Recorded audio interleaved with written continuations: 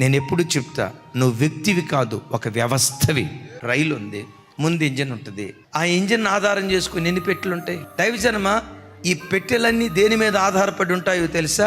Engine మీద ఆధారపడి ఉంటాయి. ఈ ఇంజిన్ ఆ రైలు పట్టాల మీద సాఫీగా వెళ్ళిపోతా ఉంటే వాటి వెనకున్న పెట్టెలన్నీ కూడా పట్టాల మీదే ఉంటాయి. ఒకవేళ పొరపాటున ఇంజిన్ పట్టాలు తప్పి ప్రక్కకి వెళ్ళిపోయిందా, ఇంజిన్ తప్పిందో లేదో, వెనకున్న పట్టాలన్నీ పటపట పట పట పట పట పటమని మొత్తం పడిపోవటం ప్రారంభిస్తాయి. తల్లి, నీ ఇంటికి నువ్వు ఇంజిన్ లాంటి దానివి. అయ్యా, నీ ఇంటికి నువ్వు ఇంజిన్ లాంటోడివి.